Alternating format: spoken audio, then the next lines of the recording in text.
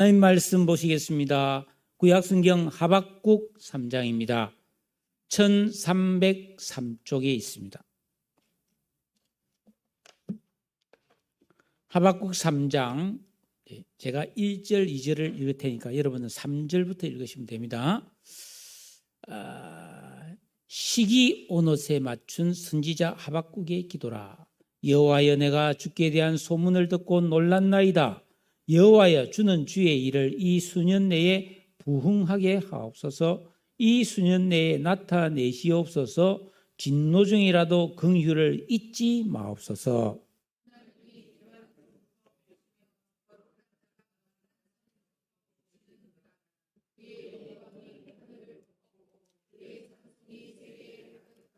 그의 광명이 햇빛 같고 광선이 그의 손에서 나오니 그의 권능이 그 속에 감추어졌도다.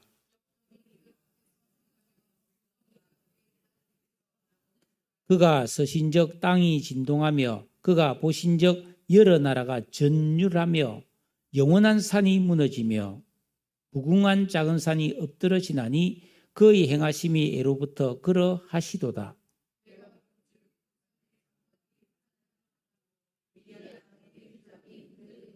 여호와여, 주께서 말을 타시며 구원의 병거를 모시오니 강들을 분히 여기심이니까, 강들을 노여워하심이니까, 바다를 향하여 성내심이니까.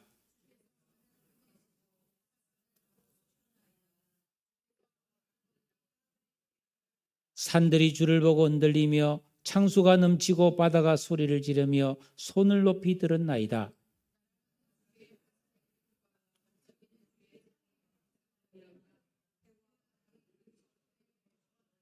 주께서 노를 바라사 땅을 두르셨으며 분을 내사 여러 나라를 밟으셨나이다.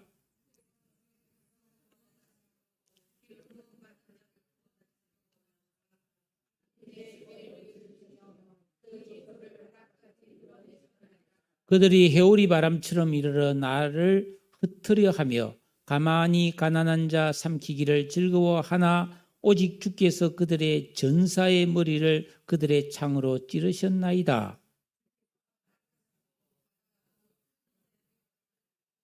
내가 들었으므로 내 창자가 흔들렸고 그 목소리로 말미암아 내 입술이 떨렸도다. 무리가 우리를 치러 올라오는 환난 날을 내가 기다림으로 썩이는 것이 내 뼈에 들어왔으며 내 몸은 내 처소에서 떨리는도다.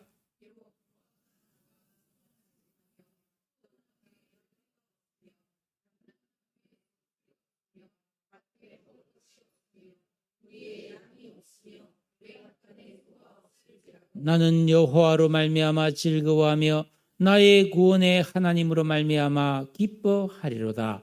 주 여호와는 나의 힘이시라. 나의 발을 사슴과 같게 하사 나를 나의 높은 곳으로 다니게 하시리로다. 이 노래는 지휘하는 사람을 위하여 내 수금에 맞춘 것이니라. 아멘. 주 여호와는 나의 힘이시라. 이런 주제로 하나님 말씀을 증거하도록 하겠습니다. 나의 문화유산 답사기라는 책을 써서 유명한 유홍준 교수가 잡초에 대한 글을 썼습니다. 사람들은 어려서 꿈을 꾸는데 모두들 꽃같이 귀하고 나무처럼 크고 우람한 인생 되기를 바라지만 나이가 들 만큼 들면 내가 잡초 같은 인생을 살고 있다는 것을 깨닫게 된다. 이렇게 말했어요. 그런데 그런 잡초가 쓸모없고 나쁜 것이라고 생각하는 것은 대단한 편견이고 오해라는 거예요. 잡초는 하나님께서 창조하신 것입니다. 꼭 필요한 역할과 사명이 있다는 것입니다. 성경에 가라지가 나쁘다고 했지 잡초가 나쁘다고 한 말은 없습니다.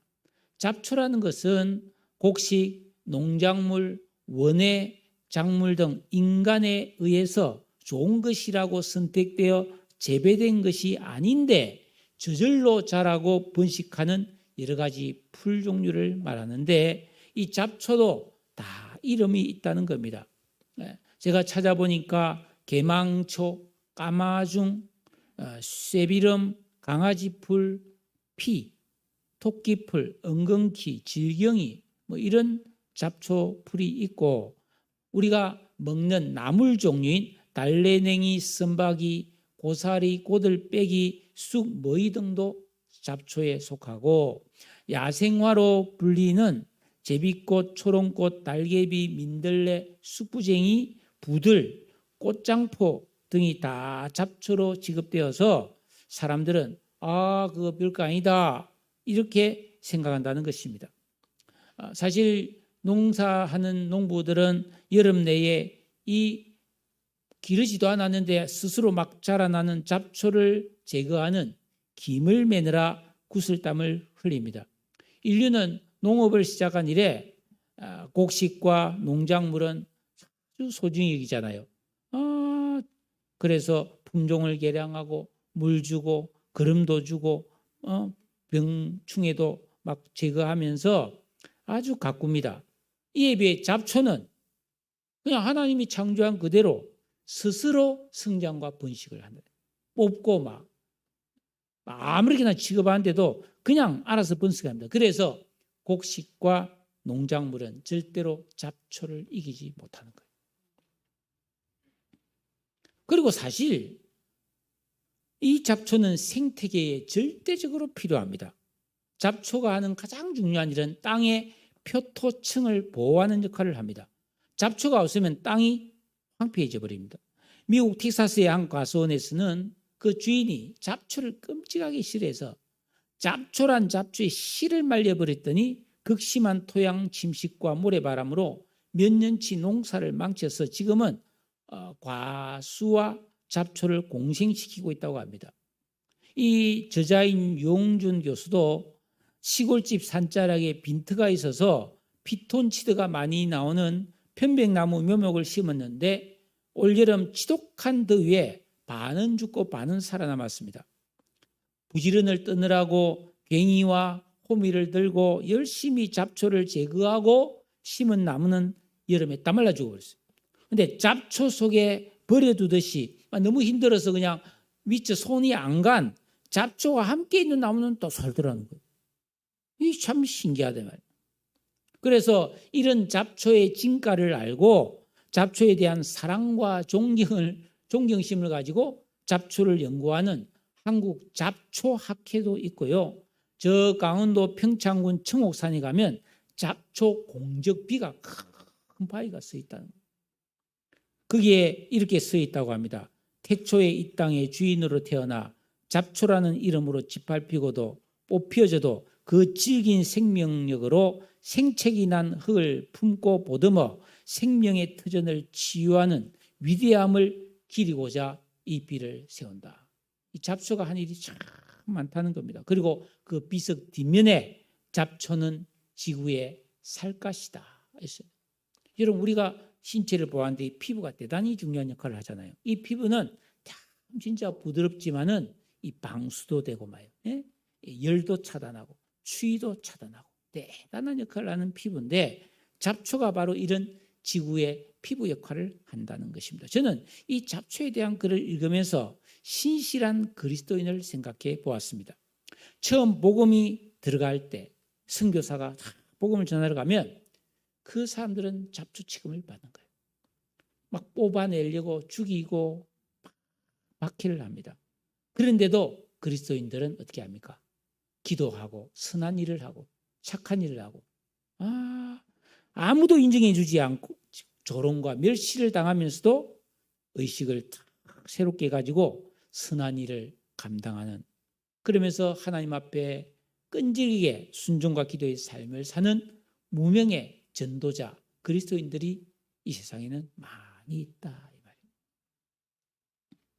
여러분 우리가 착각하지 말아야 될 것이 내가 이 세상을 살아갈 때 누군가로부터 인정하고 세상으로부터 박수를 받아야 좋은 인생이라고 생각하지 마시기 바랍니다. 아무도 인정하지 않아도 내가 하나님 앞에서 올바른 삶을 살아서 영원히 하나님 앞에서 옳다 인정함을 받는 게 진정한 성공임을 믿으시기를 축복합니다. 또 여러분은 믿음으로 살아가는 그리스도인으로서 이 세상에서 매일매일 일어나는 사건과 사고들, 벌어지는 일들을 보면서 이야, 어떻게 이런 일이 있냐? 하나님이 살아계시다면 이런 일을 왜 그냥 보고만 계시는가? 하고 탄식과 의문을 가져본 적이 없으신가요? 저는 많이 있습니다. 하박국서는 이에 대한 답변을 제시해 주고 있는 말씀입니다. 지금으로부터 2600년 전 하박국도 이런 문제로 하나님 앞에 연거푸 불만에 차서 항의하듯이 2번 기도했고, 하나님은 그런 하박국의 불손한 기도에 2번 응답하셨다는 내용이 하박국서예요. 하박국이 선지자로 활동하던 시기는 남유다가 쇠퇴해서 멸망으로 내리막길 가던 시기였는데 1장 4절에 보니까 그 하나님의 백성들이 사는 유다에 율법이 해이하고 정의가 전혀 시행되지 못하고 악인들이 의인을 에워싸서 괴롭히면서 정의가 굽게 행하여지던 시대로 겁탈과 폭력, 변론과 분쟁이 만연하고 있었다. 바로 우리가 사는 이 시대가 똑같잖아요. 엉망진창이잖아요. 그런데 아니, 하나님의 백성들이 살고 있는 땅이 그런데 왜 하나님은 그때 침묵만 하고 계시는가? 선지자는 기도하고 아무리 하나님 앞에 호소해도 하나님 가만히 계시는 거예요. 저런 나쁜 인간들 그냥 불벼락이 떨어져서 막 그냥 쫄딱 망하더니 죽어버리면 좋겠는데, 아이고 뭐 희희낙낙거리면서 악인들이 잘 살고 있고, 그리고 진짜 올바른 믿음 가지고 선하게 사는 사람들은 말할 수 없는 고초를 겪고 죄 없이도 억울한 일을 당하고 성실하고 착하게 진실되게 최선을 다해 사는데 너무너무 고통스러운 거예요. 그래서 도저히 참을 수 없었던 이 하박국 선지자는 하나님 앞에 나갔습니다. 왜 가만히 계십니까? 하고 다그치고 항의하는 기도를 했어요. 그랬을 때 하나님이 하박국에게 응답을 해줍니다. 그게 1장 6절에 나오는데, 하박국아 걱정하지 마라. 내가 깜짝 놀랄 일을 준비하고 있거든. 그걸 내가 곧 실행할 거야. 그게 뭡니까? 지금 이 하나님을 믿는다는 이 하나님 백성들이 너무 못되게 살고 있다.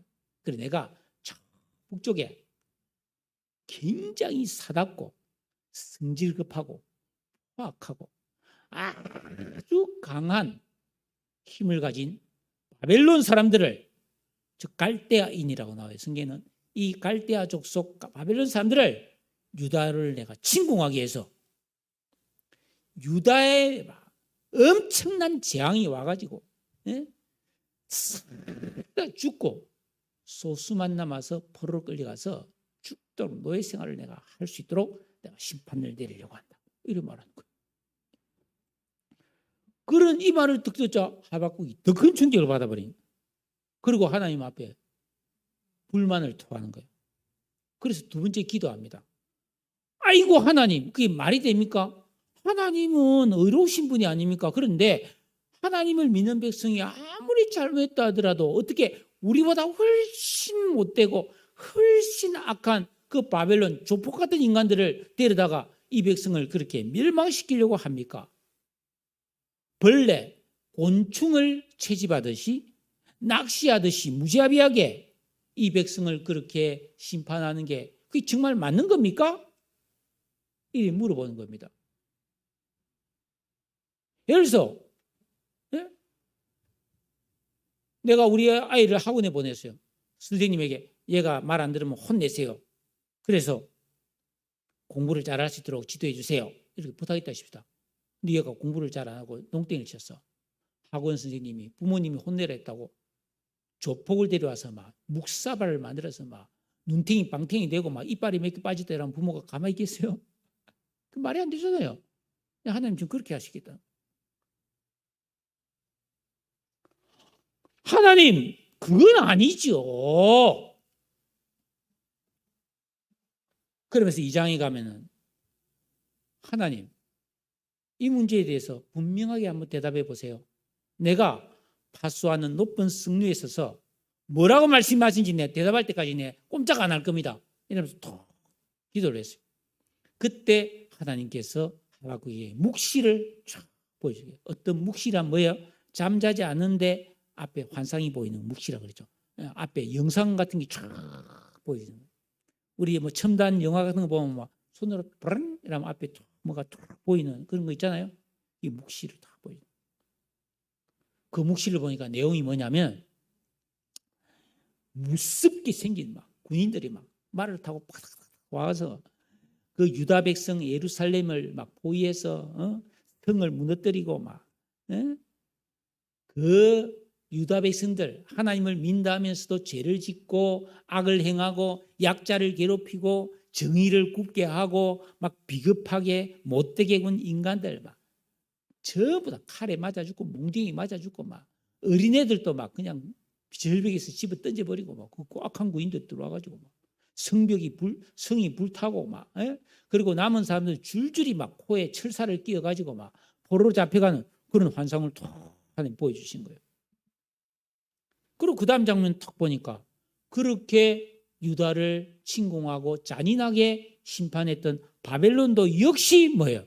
교만하고 욕심부리고 정직하지 못하고 많은 악을 행함으로 또 바벨론도 심판하신 장면이 쫙 나오고 그렇게 했던 바사 나라도 또 심판을 하고 다 심판받고 했는데 끝에 딱 가니까 망인 줄 알았던 하나님의 백성들이 빰빰 구원을 얻고 다시 탁 돌아와서 나라를 세우고 부강해지는 그런 환상을 탁 보여주면서 하나님 뭐라며 때가 되면 다 이렇게 이루어지느니라.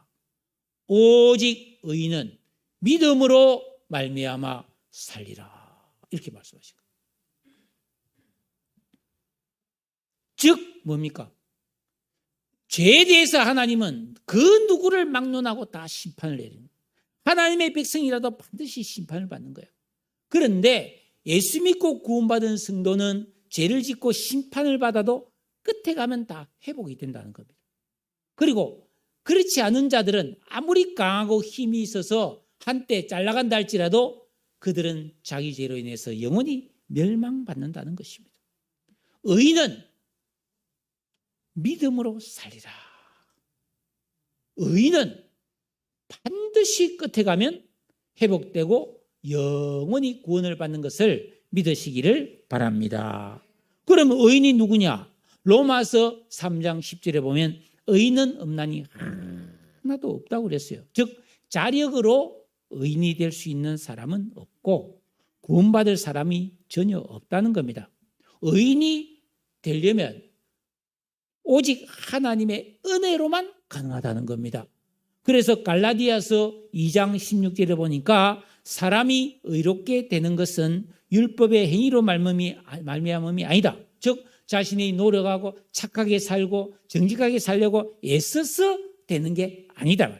오직 예수 그리스도를 믿음으로 말미암아 되는 줄 아는 고로 우리도 그리스도 예수를 믿나니 이는 우리가 율법의 행위로서가 아니고 그리스도를 믿음으로써 의롭다함을 얻으려 함이라. 그러니까 여러분 앞으로 나라가 망할 수도 있고 지구가 환경오염으로 더위와 추위와 폭풍우와 이런 거로 어마어마한 재앙이 올 수도 있고 핵전쟁이 일어날 수도 있습니다. 그죠? 그러면 엄청난 우리도 고난을 받겠죠. 그러나 의인이 되어 있으면은 반드시 회복되어서 잘되고 승리하고 영원히 복을 받는 줄로 믿습니다. 그렇기 위해서 우리는 뭐야? 예수를 믿는다. 당장 지금 눈앞에 조금 잘 먹고 잘 살고 우리 자식이 좀 잘 되고 그런 수준이 아니고 이 어마어마한 심판과 재앙이 이 땅에 임할 때 의인은 구원을 받아서 영원히 살고 승리한다는 이런 은혜가 예수 믿는 사람에게 임한다는 거예요.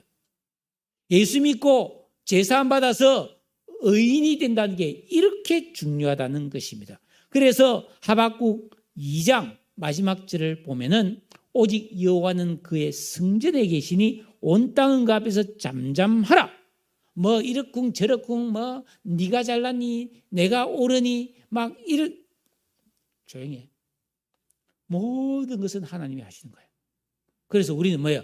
오직 그런 전능자 하나님, 종결자 하나님, 심판주며 구원자이신 하나님 앞에서 잠잠히 그 말씀에 순종하며 사는 것, 이게 영원한 구원과 복을 받는 비결임을 믿으시기 바랍니다. 오늘 우리가 읽은 이 3장 말씀은 그런 하나님의 진리의 말씀과 환상을 보고 하나님 뜻을 밝히 깨달은 선지자, 즉 마음에 짙게 드리워 있던 무지의 구름이 그치고 나서 하나님 앞에 기도와 찬양과 신앙 고백을 하는 내용이에요. 여러분, 대낮인데도 먹구름이 짙게 끼어서 컴컴한 대낮에 갑자기 구름이 촥 그치면 찬란한 태양이 비쳐서 온 땅이 환해지지 않습니까? 그처럼 우리는 하나님의 말씀을 통해서 이 우주 만물을 다스리시고 이 세상 역사를 주관하시는 하나님의 뜻을 밝히 깨닫는 진리를 알게 되었을 때 우리 마음이 환하게 밝아져서 여러분 진리를 아는 자유자가 되는 것을 믿으시기를 바랍니다. 그렇지 않으면 아이고 다른 사람이 나를 어떻게 볼까? 아이고, 내가 이렇게 했는데 다른 사람이 나를 어떻게 평가할까? 혹은 나를 미워하지 않을까? 내가 오늘 좋은 옷을 입었는데 아이고 예쁘다고 안 해주나? 아이고 막 매 다른 사람 의식하면서 조금 내가 뭐 잘못되기라면 창피스러워서 사람 앞에 안 나타나려고 그러고 도망가고 숨고 막 조금 잘나면 교만해가지고 막 큰소리 빵빵 치고 그건 뭐예요? 그게? 얼마나 가벼운 인생입니까? 눈이 열려야 돼요. 마음이 밝아져야 되는 거예요. 진리 안에서 여러분 자유와 평화를 누리는 어느 누구에게도 피동되지 않고 말씀과 하나님을 의식하면서 고요한 기쁨과 담대함과 감사함을 가지고 살아가는 그런 멋있는 사람, 모든 사람을 선대하고 세상을 아끼고 사랑하며 복음을 전하고 언제나 올바르게 살기를 생활하는 그런 진정한 그리스도인이 되어야 자유함을 누릴 수 있는 줄로 믿습니다. 이 선지자는 그렇게 깨닫고 나니까 복잡한 마음이 또 생긴 거예요. 하나님 말씀이 그대로 될 줄로 믿는데 일단 뭐예요? 제일 첫째가 뭐예요? 고난을 받아야 되잖아요. 침략이 와서 엄청난 재앙을 겪어야 된단 말이에요. 그래서 2절 딱 보면 여호와여 내가 주께 대한 소문을 듣고 놀랐습니다. 충격받았습니다. 엄청난 두려움이 생겼습니다. 그러나 내가 하나님을 경외합니다. 그러므로 여호와여 주는 주의 일을 이 수년 내에 부응하게 하시고 나타내시고 진노 중이라도 긍휼을 잊지 말아 주세요. 우리가 엄청난 재앙을 각오하겠습니다. 그러나 주님 불쌍히 여겨주세요. 자, 이겨낼 수 있도록 우리를 좀 긍휼히 여겨주세요. 이런 기도를 했습니다. 예레미야는 그 유다가 망하는 것을 지켜본 사람 아닙니까? 그 예레미야도 같은 기도를 했어요. 예레미야 애가 3장 19절에 보면 이런 말씀이 있습니다. 내 고초와 재난 곧 쑥과 담즙을 기억하소서. 너무나 씁쓸하다는 거예요. 너무나 고통스럽다는 거예요. 침략을 당하니까. 내 마음이 그것을 기억하고 내가 낙심되오나 이것을 내가 내 마음에 담아두었더니 그것이 오히려 소망이 되어 싸움은 여호와의 인자와 긍휼이 무궁하심으로 우리가 진멸되지 아니함이니라. 사람이 여호와의 구원을 바라고 잠잠히 기다림이 좋도다. 즉 뭐예요? 엄청난 고난과 시련이 왔을 때 혹은 내가 죄를 지어서 엄청난 실수를 해서 너무나 큰 문제가 뻥 하고 터져서 수습이 안 될 때 뭐예요? 우리는 여호와의 구원을 바라고 잠잠히 기다려야 되는 거예요. 네? 성도는 지금 현재 내가 괴로울지라도 영원한 승리를 바라는 소망을 어떤 상황에서도 잃어버리면 안 된다는 겁니다. 하나님의 역사하심을 믿고 믿음과 감사와 찬송을 해야지 낙심하며 절망하며 여러분 쓰러지면 안 되는 것입니다. 여러분 지금 어렵습니까? 혹시 그런 분이 있습니까? 인내하세요. 하나님의 구원을 기다리며 오히려 소망 중에 감사하며 기도하며 인내하시기를 주의 이름으로 축복합니다. 그래서 3절에서 15절은 이 선지자가 심판하시는 하나님의 모습, 그리고 다시 구원하러 오시는 하나님을 찬양하고 있는 내용입니다. 3절에 하나님이 대만에서부터 오시며 거룩한 자가 바란산에서부터 오시는데 그의 영광이 하늘을 덮었고 그의 찬송이 세계에 가득하도다. 왜? 이 세상이 아무리 뒤죽박죽이라도 하나님은 언제나 역사하시고 언제나 찬송받기에 합당한 영광의 주님이시라는 것. 그 하나님이 나의 하나님이시라. 1장에서 제약과 흉흉한 세상을 보면서 울분을 터뜨리고 탄식하며 불만을 가지고 기도했던 하박국은 이렇게 하나님을 만나서 그분의 계획과 섭리를 알고는 하나님을 찬양하고 있습니다. 여러분, 우리가 살고 있는 이 세상도 죄와 불법이 성행하는데 소란하고 우여곡절과 기가 막힌 일들이 허다합니다. 진짜 여러분, 이 세상 너무나 진짜 엉망이에요. 10월 27일에 우리 전국 기독교인들이 종교개혁주의를 맞이해서 광화문에 100만 명이 지금 모이기로 모든 교단이 총회에서 결의를 했습니다. 왜 그러냐? 가장 중요한 것은 이 차별금지법 성오염을 막기 위해서입니다. 지금 여러분 미국과 영국이나 구라파에서 여러분 상상을 초월한 일들이 많이 일어나잖아요. 미국에는 51세 된 흑인 남자가 강간, 강도 또 미성년자 강간 이래 지금까지 한 10분 됐는데 또 간간을 했어요. 그래 잡혀서 재판을 받는데 재판 중에 뭐 징역 몇 년 이렇게 했는데 할 말이 있다는 거예요. 뭐냐? 나를 여자 감방에 넣어달라고. 나 오늘부터 여자 하겠다고. 그거하고 판사가 알았다고. 너의 의견을 존중한다고. 여자 감방에 넣어줬어요. 그 강간범을. 그래가지고 그 감방에 여자들이 전부 임신을 했어요. 이게 이런 말이 됩니까? 그래 그 판사가 청문회에 나와서 그게 옳은 일이냐 하니까 자기는 법대로 했기 때문에 어쩔 수 없다는 거예요. 그게 여러분 차별금지법이에요. 차별하지 말라는 겁니다. 내가 남자인데 여자 되겠다. 여자인데 남자 되겠다. 그런 게 어디 있어? 그러면 안 돼. 정신 나가서 이러면 그게 차별인 거예요. 미국의 뉴저지 이런 데 가면 한인들이 사는데 우리 한인 사우나탕이 많아요. 찜질방이 많이 있다고 미국에도. 거기에 어느 날 저도 하룻밤 잡았거든요. 찜질방에서. 뉴저지에는 찜질방 25,000원 주고 우리 친구 목사님들과 함께 하룻밤 잡은 적이 있는데 시설 좋아요. 근데 거기에 남자들이 딱 와가지고 여탕이 들어가더라고요. 그거 안 된다 이러면 우리 여자들이라고. 우리 여자라고 말하면은 들려보내줘야 돼요. 안 그러면 벌금이 3,000만 원이 떨어져요. 그래서 여탕이 들어갑니다. 여자들이 막 하고 또 숨을 거 아니에요. 그게 법적으로 허용되는 게 차별금지법이란 말이에요. 남자가 여자 체육대회 권투 시합에 나가서 여자를 박살내서 두개골 파열되고 일어나잖아요. 남자 수영 선수가 한 400등밖에 못하는 게 여자 수영대회 여자로 출전해서 1등합니다.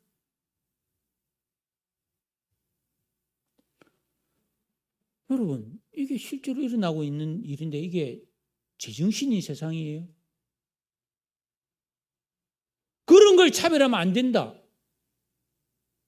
여러분, 우리나라도 지금 성공회 대학이나 몇몇 대학에서는 남녀 공용 화장실이 만들어지고 있잖아요.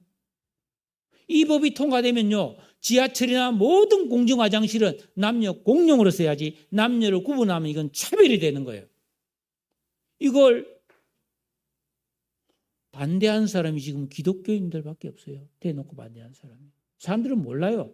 차별하지 말자니까 좋은 건 줄 알아요. 만약에 그 법이 통과됐는데 제가 여기서 동성애는 잘못됐고 이런 말을 했다. 저는 바로 목사직 박탈입니다. 이런 걸 반대한 사람은 간호사도 될 수 없고 의사도 될 수 없고 학교 교사도 될 수 없어요. 그걸 반대하면 여러분 그런 세상이 오는 걸 이해할 수 있겠어요? 우리 자녀들 그런 세상에 살게 할 수 있어요? 그래서 이건 안 된다. 이래서 울면서 이번에 총회에서 결단했습니다. 그래서 심지어는 부산에 있는 고신교단들은요, 주일이죠, 그날 예배를 안 드리고 전부 차 타고서 강원에서 예배 드리겠다고 전 교회가 선언을 했어요. 왜? 지난번 대통령 선거 때 0. 몇 프로로 당락이 결정됐잖아요. 근데 100만 명의 기독교인이 와서 차별금지법 이거 찬성하면 앞으로 그 사람은 우리가 뽑아주지 않겠다. 이렇게 우리가 선언하겠다는 거예요. 그러면 감히 어떻게 그 법을 통과시킬 수 있겠느냐. 예. 국회의원도 마찬가지고. 하여튼 그런 취지를 가지고 이 절박한 마음이 이 시간. 왜냐하면 이미 우리나라가 지난 올해 동성 커플의 의료보험 피부양자를 인정했어요. 이게 시작이에요. 그래서 동성애 지금 관계자들은 막 기회가 왔다. 이제는 시작됐다. 이제 우리가 승기를 잡았다고 막 총력을 다해서 지금 국회에서 이 법을 통과시키려고 하고 있고 특히 다수당이 그걸 지지합니다. 그렇기 때문에 이거 그냥 놔두면은 그냥 통과돼 버려요. 통과되면 더 이상 물을 수가 없어요.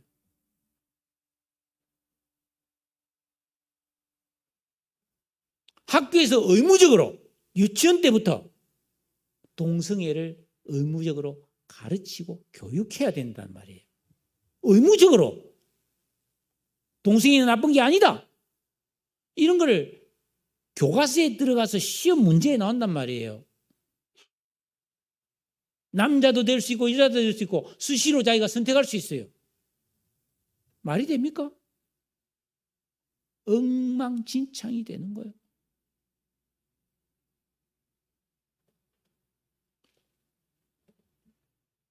여러분, 이런 세상을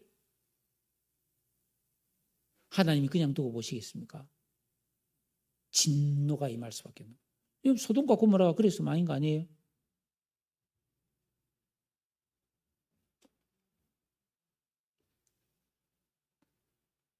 그래서 이 하박국은 4절과 15절 사이에서 하나님의 영광과 권능과 위대하심과 두려우심을 찬양하고 있습니다.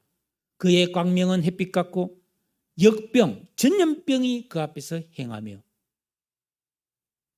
이스라엘 백성들이 원망불평했을 때 전염병이 돌아옵니다. 다윗이 불순종했을 때 이스라엘에 전염병이 돌아서 하루에 2만 명 이상이 목숨을 잃은 그런 사건들이 있잖아요. 코로나와 비교할 수 없는 무서운 전염병을 하나님이 보내시면 엄청난 일이 벌어지는 거죠. 불덩이가 그 발밑에서 나오고 그가 서신 적 땅이 진동하고 그가 보신 적 나라가 전율하며 산들이 녹아내리는 거예요. 무서운 하나님. 바다가 소리 지르며 해와 달도 하나님이 멈춰! 이러면 지구가 딱 멈춰버려요. 우주가 딱 서버리는 거예요. 실제로 그런 사건들이 있었죠. 여러 나라를 밟으시는 분입니다. 이렇게 무서운 심판을 피할 자가 없어요. 그런데 13절을 한번 보세요. 13절 우리 다 같이 한번 읽겠습니다. 시작.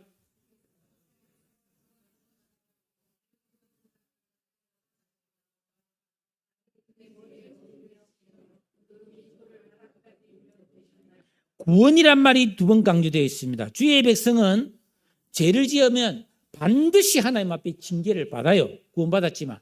그러나 그 징계가 끝나면 반드시 회복되고 다시 부강해지는 겁니다. 그러나 악인은 영원히 초토화되어 버려요. 이게 구원받은 의인과 악인의 차이입니다. 예수 믿고 구원받아도 죄를 지으면 구원받은 자가 당하는 심판이 있어요. 그러나 그것은 멸망이 아니라 징계이기 때문에 회복하는 것입니다. 그러니까 죄를 안 지어야 되는 거예요. 여러분. 죄를 어찌하든지 멀리하고 음란과 부정과 부패와 도박과 우상숭배와 이 시대의 이 성적인 죄가 만연하는 이때에 굉장히 유혹이 많을 거 아니에요.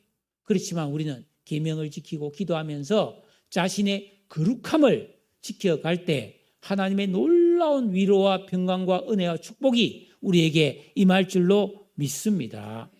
시편 118편 6절에 여호와는 내 편이시라 내가 두려워하지 아니하리니 사람이 내게 어찌할까. 우리는 사람 두려워할 필요 없어요. 세상을 두려워할 필요 없어요.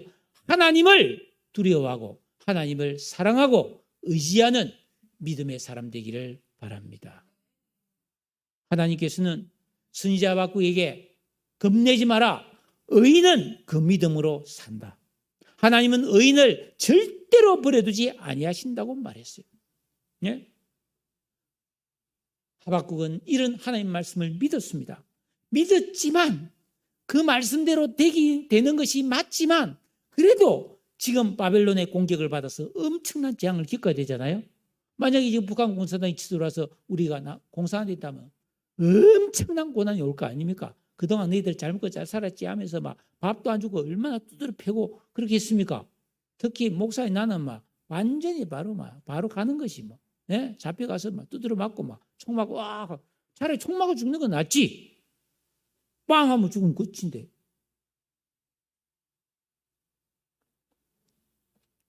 여러분 그런 고난이 내게 온다면 얼마나 두렵겠어요. 그래서 여러분 16절 보세요. 내가 하나님의 말씀을 들었으므로 내 창자가 흔들리고 이 장이 꼬이고 말이죠. 예?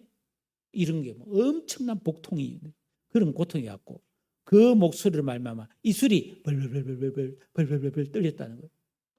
무리가 우리를 치러 올라오는 환난 날을 내가 기다림으로 썩이는 것이 내 뼈에 들어왔다. 내 속에 뼈에 골수암이 생겨서요. 암이 자라면요. 뼈가 암이 점점 커지면 뼈가 쪼개져 버려요. 온몸에 뼈가 다리뼈가 쪼개지고 허벅지 뼈가 쪼개지고 막 뼈가 안에서 터져버리면 그 고통을 얼마나 여러분 뼈가 부러지면 얼마나 아프겠어요. 그죠? 저는 뼈가 부러지본 적은 없고 학교 다닐 때 이 배구하다가 넘어져가지고 여기 있는 뼈가 살짝 금이 갔는데 그래도 엄청 아프더라고. 뼈가 뚝 부러지면 엄청난 고통이 오는데 그 뼈가 툭툭 터져보세요. 그만큼 엄청난 고통이 왔으므로 내 몸이 내 방 안에서 벌벌 떨렸다는 거예요. 그만큼 엄청난 재앙이 온다는 거예요. 여러분 죄는 그렇게 무서운 거예요. 그런데 그렇게 무서운데 17절 네? 다 같이 읽을까요? 시작. 비록 무화과 나무가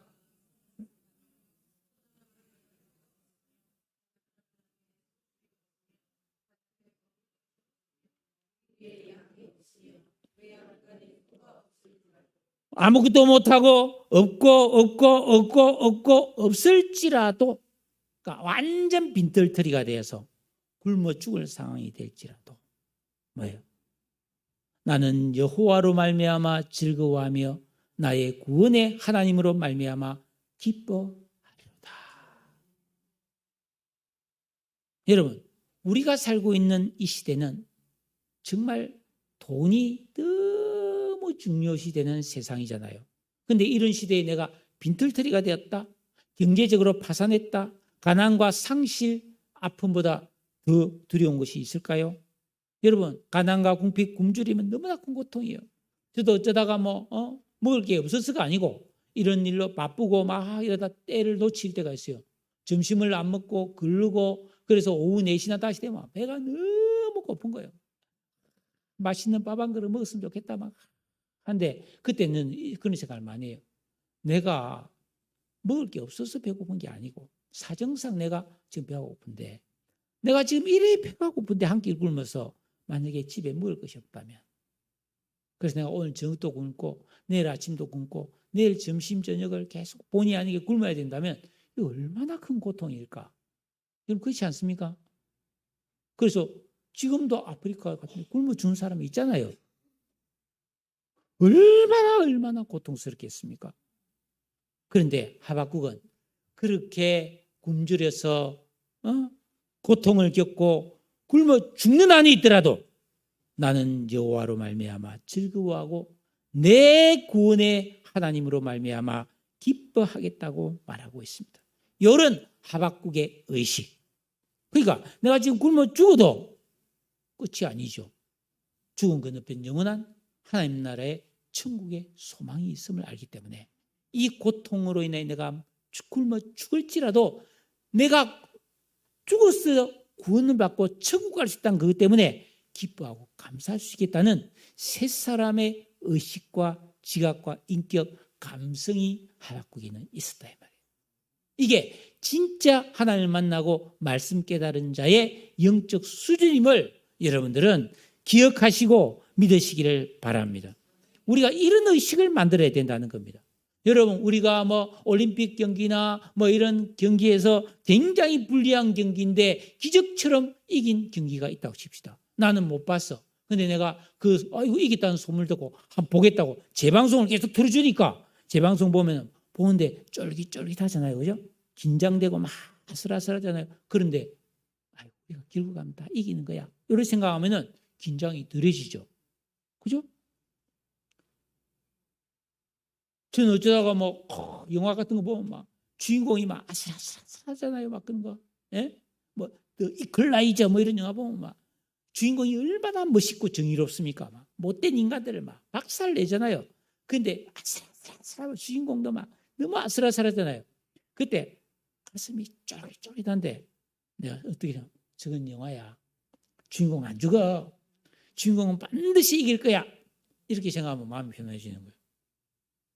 우리가 예수 믿고 구원받은 성도로서 의인은 안 죽어. 하나님은 살아계셔. 반드시 승리하게 하실 거야. 반드시 회복되게 하실 거야. 반드시 잘되게 해주실 거야. 이런 확신과 믿음이 있으면 여러분 염려, 근심, 낙심하지 않고 이겨낼 수 있는 줄로 믿으시기를 바랍니다. 우리는 이런 믿음을 가져야 돼요. 그리스도인은 이런 의식이 되어야 되는 거예요. 그런데 예수 믿는데 그런 의식이 없으면 뭐예요? 똑같이 고민하고 똑같이 낙심하고 똑같이 울고 똑같이 절망해버리는 거예요. 아니에요. 그리스도인들은 내가 예수 믿고 구원받았기 때문에 의인인 거죠. 내가 착해서 의로운 게 아니에요. 내가 예수 믿고 구원받아서 내 죄를 예수님이 대신 담당해 주셨기 때문에 나는 의인이라고 인정을 받았어요. 의인은 반드시 믿음으로 산다 그랬어요. 의인은 믿음을 가져야 살 줄로 믿으시기 바랍니다. 의인은 믿음이 있어야 그 의의 능력이 나타나는 거예요. 하나님을 믿으시기를 바랍니다. 그래서 마지막 19절에 보니까 주 여호와는 나의 힘이시라. 나의 발을 사슴과 같게 하사 나를 나의 높은 곳으로 다니게 하신다고 되어 있어요. 성도가 하나님을 예수님을 내 인생의 주인과 왕으로 모시고 순종과 기도의 진정한 영적 생활을 통해 세 사람의 의식을 만들어가면서 살아갈 때도 내 힘이 소진되고 피곤하고 굶주리고 지치고 절망적일 때가 있는데 그때 믿음을 탁 가지면 하나님이 새 힘을 공급해 주신다는 거예요. 이사야 40장 29절에 피곤한 자에게는 능력을 주시며 무능한 자에게는 힘을 더하시나니 소년이라도 넘어지며 자빠지며 장정이라도 쓰러질지라도 오직 여호와를 앙망하는 자는 독수리에 날개치며 올라감 같을 것이니 다른 박질하여도 곤비하지 않고 걸어가도 피곤하지 아니하리로다. 아멘. 여러분 밥심으로 영양제의 힘으로 보약 먹고 운동하고 체력으로 만든 힘은 금방 소진해 버려요. 하나님이 주는 힘, 여기서 말하는 나의 힘할 때의 힘은 능력, 자격, 재산, 지혜, 용기를 다 포함하는 종합적인 힘입니다. 그래서 이 힘을 탁 주어서 나의 발을 사슴과 같게 했다. 왜 하필이면 사슴일까요? 호랑이의 발같이, 타조의 발같이, 곰의 발같이, 사슴과 같이 했어요. 저는 텔레비전에 동물의 왕국 보면 막 채널 고정이에요. 동물들이 막 사자가 막 이런 거 너무 좋아요. 재밌어요. 근데 거기 보면요, 사슴 종류가 다 불을 뜯고 있으면 기타라든지 맹수가 사박 포복을 해서 가서 최대한 그를 좁혀서 딱 됐다 싶으면 나가잖아요. 그제서야 이 연약한 이 사슴 종류들이 깜짝 놀라서 뛰는데, 그 아무리 맹수가 빨리 달려도요, 사냥 성공률은 10%가 안 됩니다. 그만큼 사슴이 대단해요. 이렇게 뛰잖아요. 이렇게 뛰는데. 왜 그런 줄 아세요? 육식 동물은 지구력이 없어요. 순간 힘은 강한데 금방 그 힘이 소진돼 버려요. 이제 초식 동물은 지구력이 강해요. 지치지를 않아요. 대표적으로 철새입니다. 철새가 이동할 때 수천 킬로를 날아가는데, 여러분 보약 먹고 갈비 뜯고 가는 게 아니고 씨앗 먹고 날아갑니다. 벽씨 이런 거 있잖아요, 그죠? 벽씨나 식물의 씨앗, 그런 것을 먹이로 먹고 몇천 킬로를 날아가냐, 안 쉬고. 그만큼 대단한 거예요. 하나님이 태초에 사람을 창조하셔서 우리에게 주신 것이 뭐예요? 과일과 채소잖아요. 처음 주신 게. 그러니까 여러분, 이런 거를 먹어야 우리가 뭐예요? 안 피곤해지고 지속적인 힘을 발휘할 수 있는 그런 지구력이 생기는 거예요. 그래서 여러분, 꼭 여러분, 우리는 현미라든지 이런 거, 그 다음에 잎채소, 뿌리채소, 해조류 이런 거를 항상 섭취해 줘야 돼요. 그냥 고기만 뒷다 먹으면 뭐예요? 계속 피곤하고 막 힘이 없고 막 쉽게 지치고 막 무기력해지고 그런 거예요. 자, 이런 힘을 주시고 지구력을 주시고 빨리 달릴 수 있는 능력을 주셔서 믿음과 영적 세계의 높은 경지, 진리의 깊은 세계, 수준 높은 영적인 삶을 살면서 하나님의 풍성한 복을 누리는 은혜를 주신다는 것입니다. 여러분, 말씀을 맺겠습니다. 우리 성도가 살아갈 때 뭐 일이 잘 되고 사업이 잘 되고 수입이 많아지고 자녀가 잘 되고 형통할 때는 감사하기 쉽지만, 그러나 고난과 시련과 실패와 위기가 왔을 때 감사하는 것은 쉬운 일이 아닙니다. 하박국은 자기 나라 조국이 쑥대밭이 되고 멸망하는 재앙을 훤히 보고 들었습니다. 그래도 백성들은 회개하지 않았고, 그래서 머지않아 엄청난 재앙이 오는 것을 하박국은 알고 고통했어요. 창자가 뒤틀리고 막 뼈가 부러지는 그런 고통을 느꼈어요.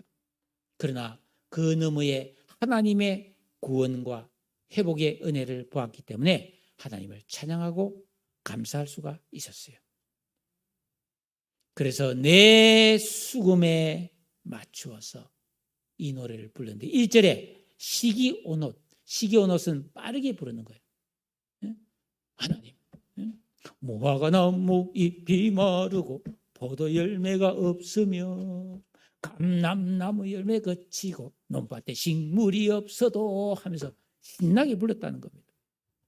여러분, 우리가 그리스도인으로서 이 세상을 살아갈 때 때로는 심금, 내 마음에 수금이 울리는 감동의 찬양을 부를 수 있어요. 하나님, 찬양을 부르면서 눈물을 흘리는 이런 찬양이 있는 그런 그리스도인이 되어야 돼요. 너무 감사해서, 하나님의 은혜가 너무 귀해서, 나를 구원하시고 자기 자녀 삼아주신 그 은혜에 감사해서 심금을 울리는 찬양을 한 번도 드리지 못했다. 그건 너무나 재미없는 신앙이에요. 많은 성도의 믿음이 이 세상, 현실, 내 형편에 초점을 맞추고 일희일비하며 살아갑니다. 그러나 옛사람 아담 스타일에서 벗어나지 못한 이런 인생의 이제는 종지부를 찍어야 돼요. 고린도전서 15장 19절에 만일 그리스도 안에서 우리가 바라는 것이 다만 이 세상의 삶뿐이라면 모든 사람 가운데 우리는 더욱 불쌍한 자라는 것입니다. 우리는 영원에 잇대어 살아가는 그리스도인입니다. 기억하세요.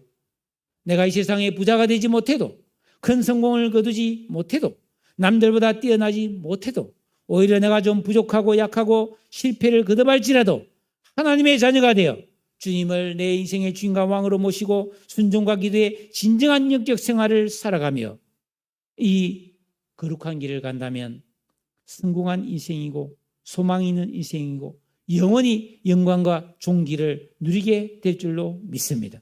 성도는 누구의 눈치도 볼 필요가 없어요. 이런 자유하는 의식, 하나님만을 바라보면서 항상 올바른 길을 선택해가는 이런 인격, 이런 감성을 가지고 살아가는 그런 믿음의 길이 되기를 바랍니다. 조건, 환경 때문에 드리는 감사, 그거는 사실은 별로 영향력이 없어요. 하나님 때문에, 내가 받은 구원 때문에 하나님께 항상 감사하고 기뻐할 수 있는 그런 의식이 영원히 상이될 줄로 믿습니다. 여러분, 하나님 앞에 항상 감사하세요. 무슨 일이 있어서 감사하는 게 아니에요. 항상 감사해야 되는 거예요. 그러면 살아계시고 전능하신 주께서 언제나 무엇에나 나의 힘과 능력이 되어 주실 줄로 믿습니다. 이 길을 갑시다. 기도합시다.